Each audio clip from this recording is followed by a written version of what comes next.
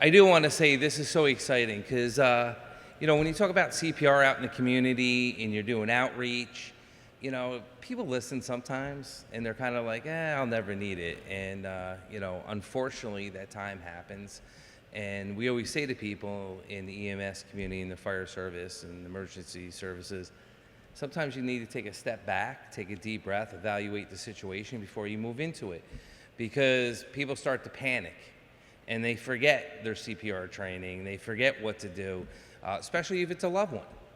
And I've seen it in my 21-year career in the fire service, being here in the city of Albany and using CPR myself. But what's so exciting about this, the American Heart Association is embedded in the community. They're out there every day, and they're out there every day trying to train people and trying to teach people.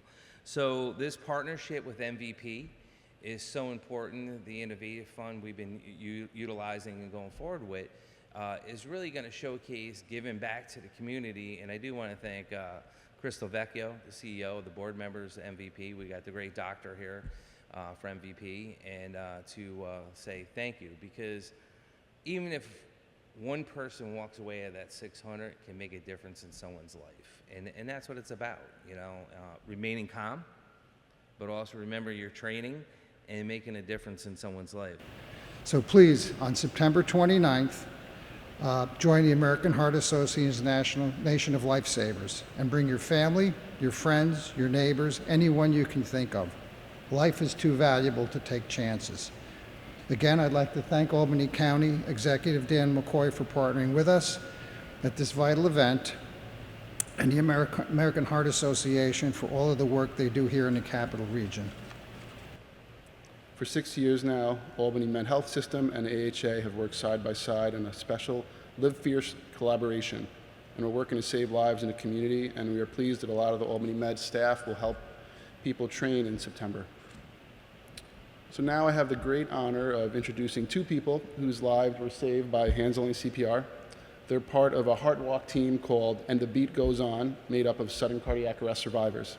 I'd like to ask them to tell us their name, when they suffered cardiac arrest, and who performed CPR on them, and one thing that they treasure that they might not have happened if someone hadn't started CPR.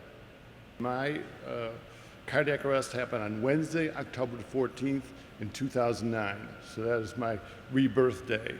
Here I am today, 15 years later, living life as I can. And one of the great things this year I'm able to celebrate is having a granddaughter, Sonia.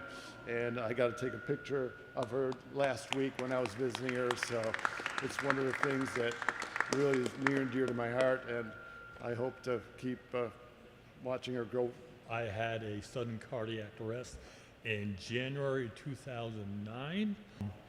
My wife was able to recognize that I had the arrest, and believe it or not, she actually got me off the bed and on the floor, knowing that that was the best situation to actually start the CPR.